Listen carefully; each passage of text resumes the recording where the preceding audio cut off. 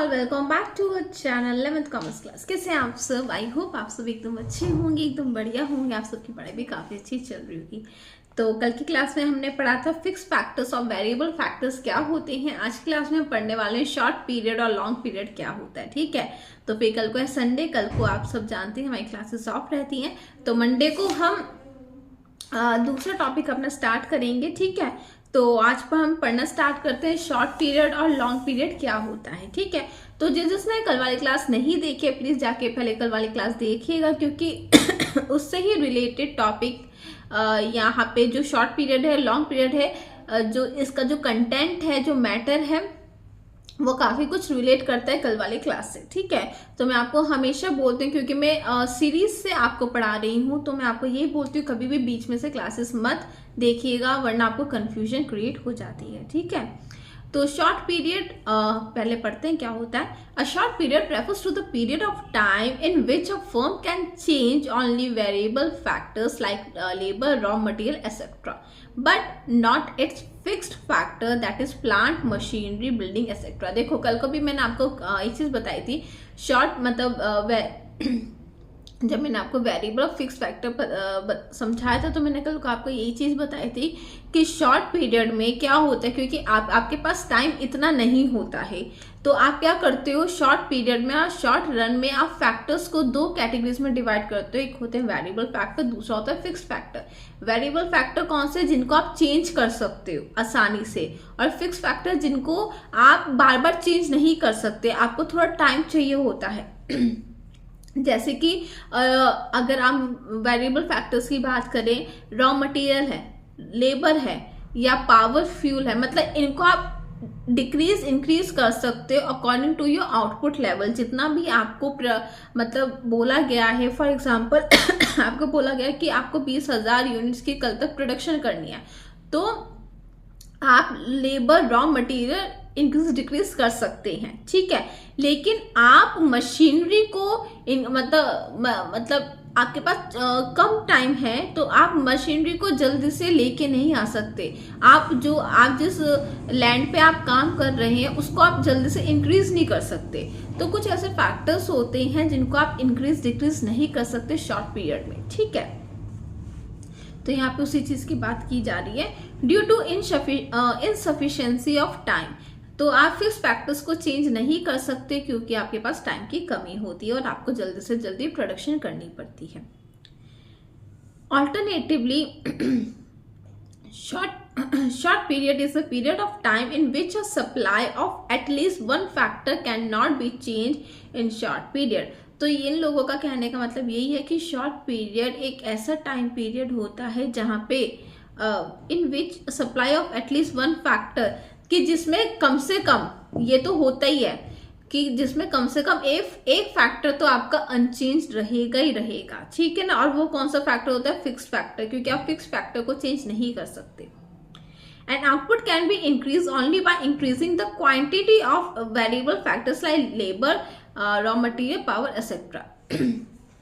तो आप आउटपुट अपना कैसे इंक्रीज कर सकते हैं? क्योंकि कुछ फैक्टर्स तो हैं जो कि आपके फिक्स रहेंगे, उनको तो आप इंक्रीज नहीं कर सकते, और कुछ ऐसे फैक्टर्स हैं जिनको आप इंक्रीज कर सकते हो और अपना आउटपुट, फॉर एग्जांपल आपके पास ऑर्डर आया कि कल तक आपको 20,000 यूनिट्स प्रोड्यूस करनी है, आपका जो प्रोडक्शन होना चाहिए, जो आउटपुट होना चाहिए वो 20,000 होना चाहिए। ठीक है, तो आप फिक्स फैक्टर को तो इंक्रीज नहीं कर सकते, तो आप वेरिएबल फैक्टर्स को इंक्रीज करोगे according to your output level. Raw material बढ़ा दोगे, लेबर आप कहीं से ले आओगे। ठीक है, तो आई होप आपको शॉर्ट पीरियड वाला कंसेप्ट क्लियर हुआ हो। अब पढ़ते हैं हम लॉन्ग पीरियड। देखो लॉन्ग पीरियड एक ऐसे टाइम पीरियड होता है जिसमें आप हर फैक्टर, हर इनपुट फैक्टर आप चेंज कर सकते हैं। यहाँ पे हम वेरिएबल और फिक्स फैक्टर, मतलब यहाँ पे हम फैक्टर इनपुट्स को डिवाइड नहीं करते हैं दो कैटेगरीज में, क्योंकि सारे ही यहाँ पे वेरिएबल फैक्टर्स होते हैं, कोई भी आपको फिक्स फैक्टर नहीं होता है। ये वाली बात कल को भी मैंने आपको बताई थी क्लास में। ठीक है, A long period, on the other hand, is a time period during which a firm can change all factors of production, including machines, buildings, organization, etc. तो मैंने आपको बताया है कि लॉन्ग पीरियड एक ऐसा टाइम पीरियड होता है जिसमें आप कोई सा भी आप इनपुट फैक्टर यूज कर रहे हो उसको आप चेंज कर सकते हैं। यहाँ पे कुछ भी फिक्स्ड नहीं है, कोई भी फैक्टर आपका फिक्स्ड नहीं है, सारे ही फैक्टर्स आपके वेरिएबल हैं। चाहे हम प्लांट की बात करें चाहे लैंड की बात करें, आप आराम से उसको चेंज कर सकते हो, मतलब इंक्रीज डिक्रीज कर सकते हो।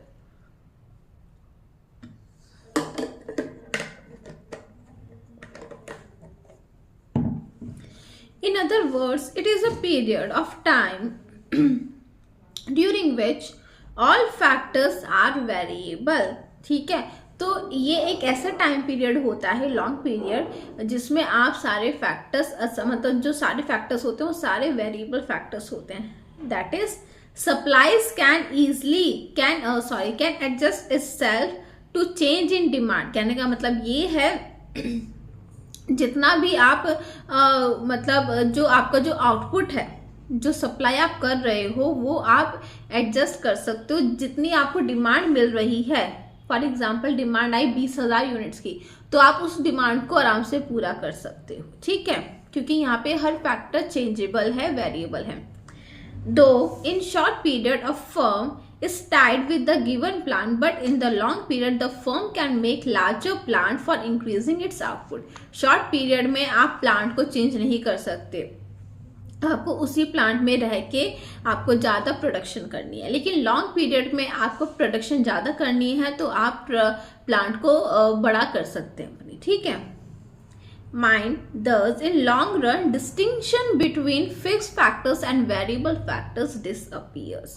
ये बात भी मैंने अभी आपको बता दी थी। यहाँ पे कोई भी हम कैटेगराइजेशन नहीं करते हैं कि फिक्स फैक्टर ये, वेरिएबल फैक्टर ये है, सारे ही लॉन्ग रन में वेरिएबल फैक्टर्स होते हैं। ठीक है, Here the terms long period and short period are functional।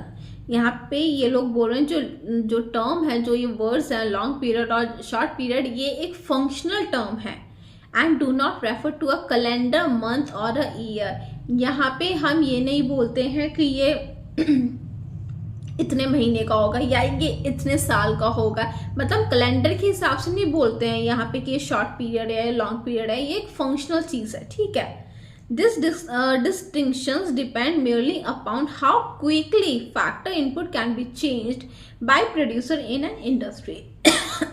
ये लोग बोल रहे हैं जो लॉन्ग पीरियड और जो शॉर्ट पीरियड वाले टर्म है ये फंक्शनल टर्म है, इसका कुछ भी कैलेंडर से लेना देना नहीं है। और हम कैसे मतलब बता सकते हैं कि शॉर्ट पीरियड का टाइम है, लॉन्ग पीरियड का टाइम है। यहाँ पे लिखा है ये एक तरह से आपकी प्रोड्यूसर के ऊपर डिपेंड करता है या इंडस्ट्री के ऊपर डिपेंड करता है कि वो एक जो उसके पास इनपुट्स हैं, जितने भी उसके पास इनपुट्स है वो उस इनपुट से कितनी जल्दी मतलब आउटपुट बना पा रहा है। ठीक है ना, फॉर एग्जांपल किसी ने एक हफ्ता ले लिया, किसी ने एक साल ले लिया, उसके हिसाब से हम बताते हैं कि ये लॉन्ग पीरियड है, शॉर्ट पीरियड ठीक है फॉर्म है। ठीक है, तो आप यहाँ पे लिखा हुआ है depends merely upon how quickly factors input, जो फैक्टर इनपुट है वो कितनी जल्दी can be changed by producer, वो कितनी जल्दी चेंज, मतलब चेंज का मतलब वो आउटपुट में कितनी जल्दी बदल जाएंगे, मतलब बाय प्रोड्यूसर, मतलब प्रोड्यूसर इनपुट को आउटपुट में कितनी जल्दी बदल सकता है इन एन इंडस्ट्री। ठीक है, इन एन इंडस्ट्री का मतलब यहाँ पे आउटपुट ही है। ठीक है ना, वो यहाँ पे ये नहीं बोलना चाह रहे कि हमें ये देखना है कि जो इनपुट फैक्टर है वो प्रोड्यूसर, उससे प्रोड्यूसर इंडस्ट्री कितनी जल्दी बना सकता है, इंडस्ट्री का मतलब है यहाँ पे आउटपुट। ठीक है, तो कंफ्यूज नहीं होना है।